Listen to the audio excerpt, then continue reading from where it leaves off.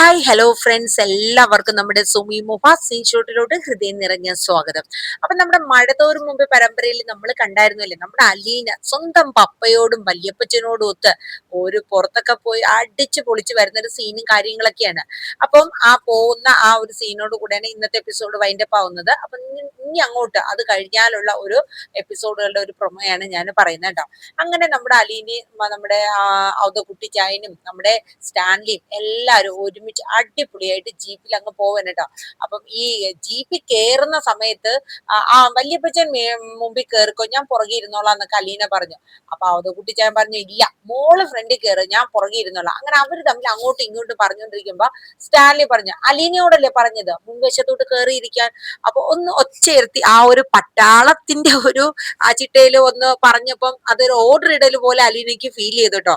ഒരു ഇച്ചിരി സങ്കടവും പിണക്കവും ഒക്കെ കുട്ടിത്തത്തോടുകൂടി അലീനയ്ക്ക് ഫീൽ ചെയ്തു. അങ്ങനെ ഫ്രണ്ടിൽ കയറിയിരുന്ന അലീന ഉമ്മനെ ഇരിക്കട്ടോ, ഒന്നും മിണ്ടല്ല. സ്റ്റാൻലിക്ക് മനസ്സിലായി താൻ ഒച്ച എടുത്തപ്പോ അവക്ക് വിഷമായി എന്നുള്ളത്. അപ്പൊ കുറെ നേരം വണ്ടി മുന്നോട്ട് ഇങ്ങനെ പോകുന്ന സമയത്തും നമ്മുടെ അലീന ഒന്നും മിണ്ടുന്നൊന്നുമില്ല കേട്ടോ. അപ്പൊ നമ്മുടെ ഔദക്കുട്ടി ചായൻ ചോദിച്ചു, എടി മോളെ, നീ എന്താടി ഒന്നും മിണ്ടാണ്ടിരിക്കണേ? ഇങ്ങനെ മൂടിക്കെട്ടി വാടച്ചു വെക്കാണ്ട് നീ എന്തെങ്കിലുമൊക്കെ ഒന്ന് പറഞ്ഞേ, എന്നാലല്ലേ നമ്മുടെ യാത്രയ്ക്കൊരു ഇതുള്ളൂ. ഏത് എന്നിങ്ങനെ ഔദക്കുട്ടിച്ചായൻ പറയണേ. അപ്പോഴേക്കും അലീന എന്നൊക്കെ പറഞ്ഞ് ഇങ്ങനെ ഇരിക്കണേ. അപ്പൊ ഔദക്കുട്ടിച്ചായൻ പറഞ്ഞു, എനിക്ക് മനസ്സിലായി, നിന്റെ പപ്പ നിന്നെ ഒന്ന് ഒച്ച എടുത്തപ്പോ നിനക്ക് പേടിയായല്ലേ, ഒരു സങ്കടമായല്ലേ എന്ന് വെച്ചു. അലീന പറഞ്ഞിട്ടോ. അപ്പൊ സ്റ്റാൻലി അലീനയുടെ മുഖത്തോട്ട് ഇങ്ങനെ നോക്കിയാണ് കേട്ടോ. എന്നിട്ട് അലീനയ്ക്ക് ചിരിയൊക്കെ വരെയാണ്, എന്നാലും അലീന ഇച്ചിരി ഗർവിൽ തന്നെ അങ്ങനെ ഇരുന്നു. അപ്പോഴേക്കും നമ്മുടെ ഔദക്കുട്ടിച്ചായൻ പറഞ്ഞു, എടാ ഊവേ, ഞാൻ ഇപ്പൊ പറയണ്, എന്റെ കൊച്ചിന്റെ അടുത്ത് എങ്ങനെ നിന്റെ പട്ടാളച്ചിട്ടയും പട്ടാള മുറയും കൊണ്ട് വന്നാലുണ്ടല്ലോ എന്ന് പറഞ്ഞിട്ട് നമ്മുടെ ഔദക്കുട്ടിച്ചായൻ സ്റ്റാൻലിയെ വഴക്ക് പറയാണ്. അപ്പൊ സ്റ്റാൻലി പറഞ്ഞു, അയ്യോ ഞാന് അങ്ങനെ ദേഷ്യപ്പെട്ട മോക്ക് വിഷമായോ എന്ന് ചോദിച്ചു. കുറച്ചേ. അപ്പം നമ്മുടെ അലീന പറഞ്ഞു, അതെ ഇക്കണക്കിനാണെങ്കിലേ ഞാൻ പോവട്ടോ ഇവിടെ നിന്ന് പറഞ്ഞു. അപ്പൊ സ്റ്റാൻലിയുടെ മുഖം അങ്ങ് മാറി. അപ്പൊ ഔദക്കുട്ടിച്ചായൻ പറഞ്ഞു, എങ്ങോട്ട് പോണ കാര്യം നീ പറയണത്? അപ്പൊ അലീന പറഞ്ഞു, അതെ ഞാൻ എങ്ങോട്ടെങ്കിലും പോകുന്നിങ്ങനെ പറഞ്ഞു കേട്ടോ. അപ്പോഴേക്കും നമ്മുടെ സ്റ്റാൻലിയുടെ മുഖമൊക്കെ വല്ലാത്തൊരു വിഷമായി പോയി. അപ്പോ അലീനയ്ക്ക് മനസ്സിലായി സ്റ്റാൻലിക്ക് അത് വിഷമായി എന്ന്. ഔദക്കുട്ടിച്ചായൻ വിട്ടെടുക്കോ, പിന്നെ നീ അങ്ങോട്ട് പോണൂന്ന് പറയുമ്പോ ഞങ്ങള് നിന്നെ അങ്ങോട്ട് വിടാൻ പോവല്ലേ. അങ്ങനെ അവസാനം അലീന പതുക്കെ സ്റ്റാൻലിയുടെ ഒരു ചിരിയൊക്കെ കൊടുത്ത് കുഴപ്പമില്ലാണ്ട് അങ്ങനെ പോവാണ്. അപ്പൊ പോകുന്ന വഴിക്ക് നല്ല അടിപൊളി കരിക്കൊക്കെ കണ്ടു കേട്ടോ. അങ്ങനെ ആ കരിക്കൊക്കെ നമുക്ക് ഇവിടെ ഇറങ്ങി കുടിക്കാന്നും പറഞ്ഞ് ഔദക്കുട്ടിച്ചായനും സ്റ്റാൻലിയും അലീനയും കൂടെ ഇറങ്ങുകയാണ്. അങ്ങനെ ഔദക്കുട്ടിച്ചായൻ കരിക്കൊക്കെ നല്ല നോക്കി എടുത്ത് ആക്കി വെട്ടി കുടിക്കാനായിട്ടുള്ള എല്ലാം ആക്കിയപ്പോ അലീന ചെന്നു, അതെ ഞാൻ പറഞ്ഞത് പപ്പായ്ക്ക് വിഷമായോ? അപ്പം സ്റ്റാൻലി ഇങ്ങനെ താഴോട്ട് നോക്കിട്ടോ. അപ്പം പറഞ്ഞു, അതെ ഞാൻ ചുമ്മാതെ പറഞ്ഞില്ലേ, ഞാനേ എന്റെ പപ്പാനെ വിട്ടിട്ട് എങ്ങോട്ടും പോവില്ല പോരെ, ദേ വാക്ക് തരണമെന്ന് പറഞ്ഞിട്ട് അലീന കയ്യിൽ കയറി പിടിക്കാൻ കേട്ടോ സ്റ്റാൻലിയുടെ. സ്റ്റാൻലിക്ക് ഇതിൽ പര ഒരു സന്തോഷമുണ്ടോ?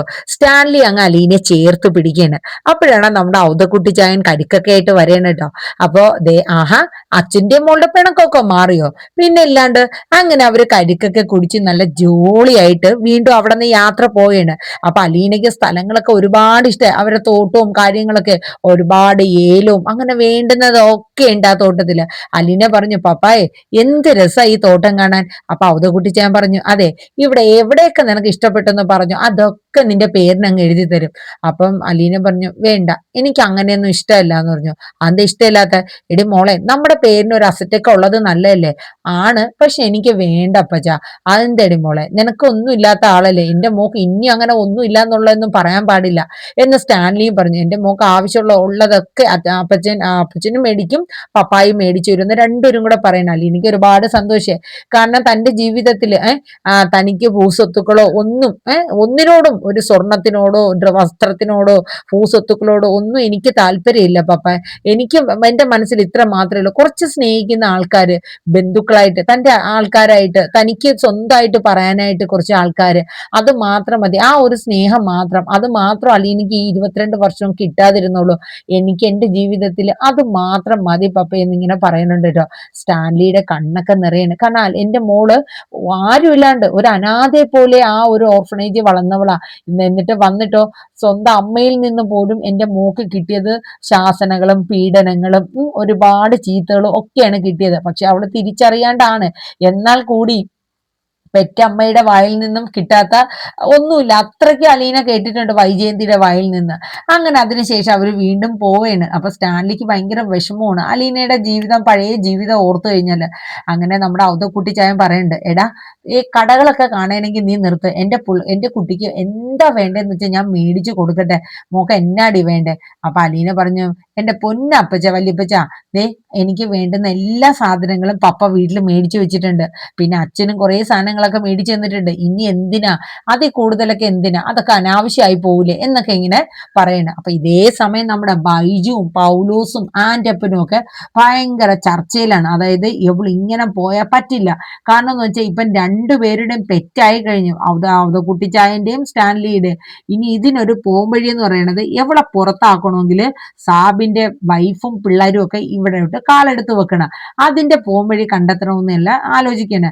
കാരണം സ്റ്റാൻലിയുടെ വൈഫും മക്കളെയും കുറിച്ച് പറയുകയാണെങ്കിൽ അവര് കൂടെ താമസിക്കുന്നില്ല എന്നുണ്ടെങ്കിലും അവരുടെ എല്ലാ കാര്യങ്ങളും, അവരുടെ മാസം ചെലവും അവരുടെ ആവശ്യങ്ങൾക്ക് വേണ്ട കാര്യങ്ങളും എല്ലാം സ്വത്തുക്കൾ സഹിതം എല്ലാ മക്കൾക്കൊക്കെ എഴുതി കൊടുത്തിട്ടുണ്ട്. മാസം തോറും ചെലവിനുള്ള കാശ് അതങ്ങനെ കൊടുക്കുന്നുണ്ട് സ്റ്റാൻലി. അതൊക്കെ അതാത് മാസങ്ങളിൽ തന്നെ എല്ലാം റെഡി ആയിട്ട് എല്ലാം അങ്ങനെ തന്നെ പോകുന്നുണ്ട് കേട്ടോ.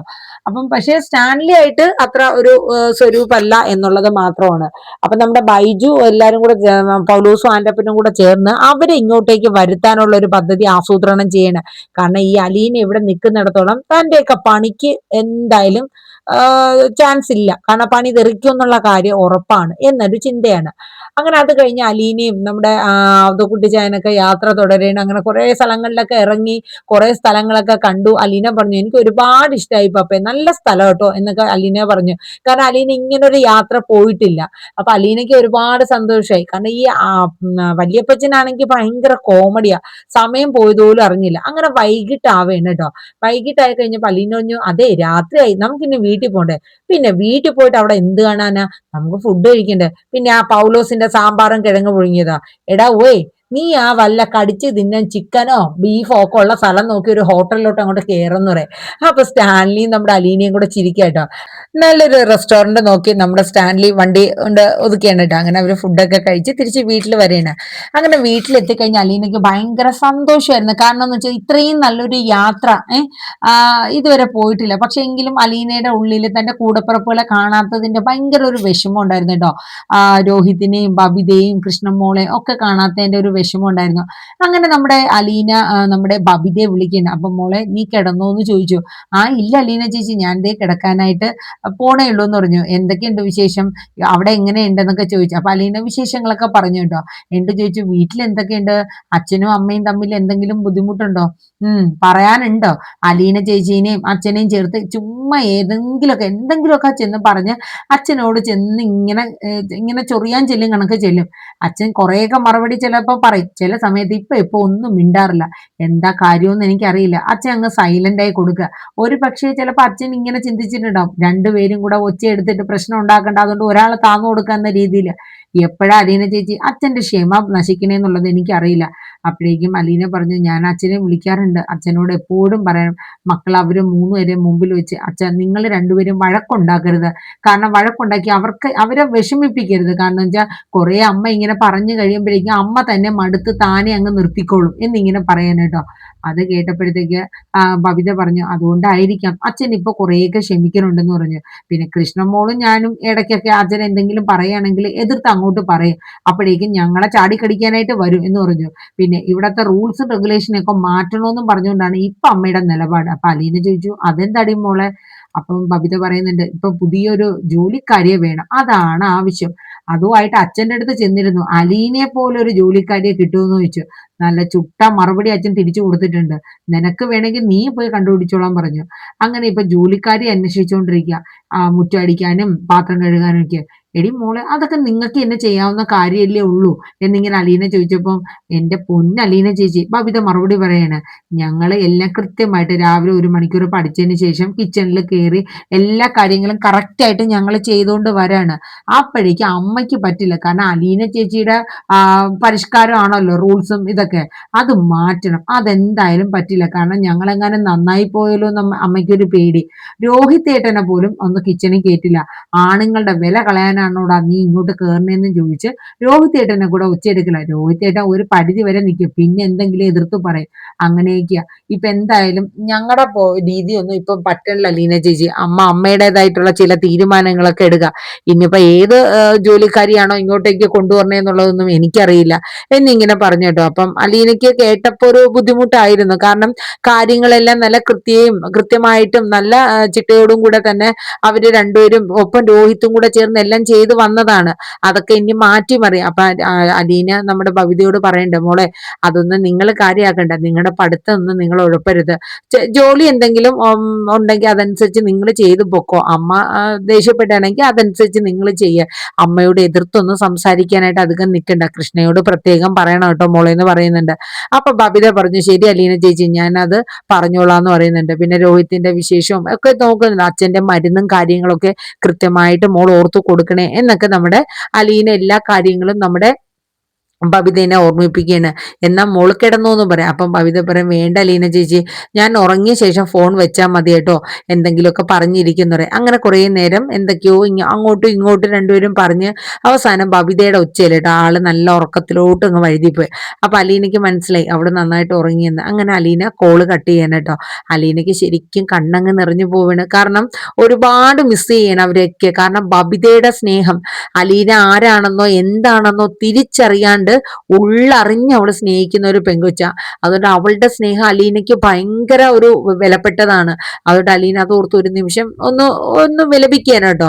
പിന്നെ മനുവേട്ടനെ ഓർത്തു, രേവതിക്കുട്ടിയും ശരണ്യം മോളെ ഒക്കെ ഓർത്ത് അലീന അങ്ങനെ കിടന്ന് ഉറങ്ങിപ്പോവാണ്.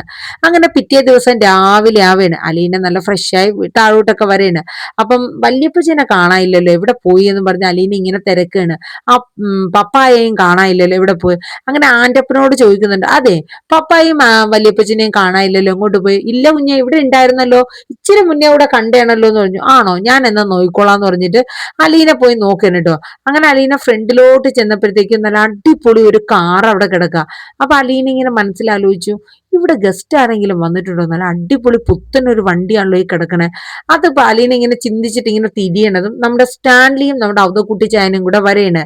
ഹലോ ഗുഡ് മോർണിംഗ് എന്നൊക്കെ പറഞ്ഞിട്ട് സ്റ്റാൻലി വരെയാണ് കേട്ടോ.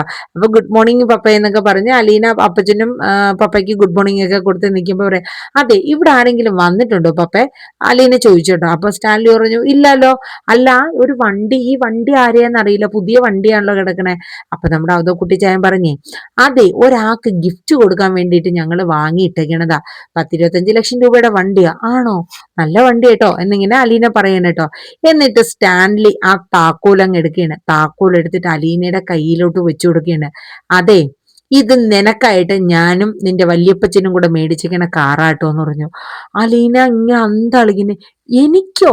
എനിക്കെന്തിനാ പപ്പ കാറ്? അതിന് എനിക്ക് കാർ ഓടിക്കാനൊന്നും അറിയില്ലല്ലോ. അതേപോലെ ഇത്രയും വലിയ ഗിഫ്റ്റ് ഒന്നും എനിക്ക് വേണ്ട കേട്ടോ പപ്പ, എനിക്ക് അതൊന്നും പറ്റില്ല കേട്ടോ. അലീനയ്ക്ക് ഭയങ്കര ബുദ്ധിമുട്ടാ. കാരണം വെച്ചാൽ അത്രയും വില കൂടിയ ആ കാറൊക്കെ എനിക്കാന്ന് പറയുമ്പോൾ അലീനയ്ക്ക് അത് ഉൾക്കൊള്ളാൻ പോലും പറ്റുന്നില്ല. അപ്പൊ സ്റ്റാൻലി പറഞ്ഞു, അതെ ഈ വണ്ടി നിനക്കായിട്ടാണ്, നിനക്ക് ഡ്രൈവിംഗ് പഠിക്കാൻ കൂടി വേണ്ടിയിട്ടാണ് പപ്പ ഈ വണ്ടി മേടിച്ചിരിക്കണേ. നാളെ ഒരു ആശാൻ നിന്നെ പഠിപ്പിക്കാനായിട്ട് വരും. അതുകൊണ്ട് വേഗം വണ്ടിയൊക്കെ ഓടിക്കാൻ പഠിച്ച് ലൈസൻസ് ഒക്കെ എടുത്തോണം. ഇനി ഞാൻ മുൻ സീറ്റിൽ ഇരിക്കും, നീ ഡ്രൈവർ സീറ്റിൽ ഇരുന്നോണം. നീ വേണം എനിക്ക് പുറത്തു പോകാനുള്ള സമയത്തൊക്കെ വണ്ടി ഓടിച്ച് കൊണ്ടുപോകാനുള്ള എന്ന് പറയുന്നു. ഇത് കേട്ടപ്പോ അലീന ഇങ്ങനെ അന്താളിച്ച് നിൽക്കുന്നു. ഭയങ്കര സന്തോഷമായി അലീനയ്ക്ക്. ഒരു പെട്ടെന്ന് ഒരു കേട്ടപ്പോൾ ഉള്ള ഒരു ബുദ്ധിമുട്ടും അലീനയ്ക്ക് വരണം കേട്ടോ. അങ്ങനെ എന്ത് ചെയ്യണോന്ന് അലീനയ്ക്ക് അറിയില്ല. ആകെ ഒരു ടെൻഷനായി പോയി അലീനയ്ക്ക്. അങ്ങനെ അലീനയ്ക്ക് ഭയങ്കര സന്തോഷമാണ്. അപ്പൊ ഇതൊക്കെ നമ്മുടെ ബൈജു അവിടെ മാറി നിന്ന് കാണുന്നുണ്ട്. കാരണം അലീനയ്ക്കായിട്ട് സ്വന്തമായിട്ട് ഒരു കാറ്. അപ്പൊ ഇനി മുതൽ എന്റെ പണി തെറിച്ചു, ഇനി ഇവിടെ ഡ്രൈവറുടെ ആവശ്യമില്ല, അതോ ഇനി ഞാൻ എന്ത് ചെയ്യും എന്നൊക്കെ ഓർത്തിട്ട് ബൈജു ഇങ്ങനെ നെടുവീർപ്പെട്ടുകൊണ്ടിരിക്കുകയാണ് കേട്ടോ. ഇതേ സമയം നമ്മുടെ മനുവിനെ കാണിക്കുന്നുണ്ട്. അലീനകളുടെ ഓർമ്മകളുമായിട്ട് നമ്മുടെ മനു ഇങ്ങനെ വിഷമിച്ച് നിൽക്കുന്ന സീനൊക്കെയാണ്. അലീനയെ ഒന്ന് കാണാനായിട്ട് അവളെ കാണാൻ എന്തോ കൊതിയാവും എന്നുള്ള രീതിയിൽ മനു അലീനയുടെ അടുത്ത് പോകാനായിട്ടുള്ള ചില ആലോചനകളൊക്കെ ഇങ്ങനെ നടത്തുന്നുണ്ട് കേട്ടോ. അപ്പൊ അതിന്റെ വിശേഷങ്ങളൊക്കെയാണ്. അപ്പൊ എന്തായാലും നമ്മുടെ മടതൂര് മുമ്പയുടെ ഒരു അപ്കമിങ് വിശേഷമാണ് ഞാനിപ്പോ നിങ്ങളുടെ മുന്നിൽ പ്രസന്റ് ചെയ്തത്. വൈകിട്ട് 6 മണിക്ക് നമ്മുടെ സാന്ത്വനം 2 അപ്ലോഡ് ചെയ്യുന്നുണ്ട്. അപ്പൊ എല്ലാം അപ്ലോഡ് ചെയ്തിട്ടുണ്ട്. കാണാത്തവരൊക്കെ ഉണ്ടെങ്കിൽ ഒന്ന് പോയി കാണണം കേട്ടോ. അപ്പൊ എല്ലാവർക്കും നല്ലൊരു ശുഭരാത്രി പറഞ്ഞുകൊണ്ട് നിർത്തുന്നു. Thank you, bye bye, take care.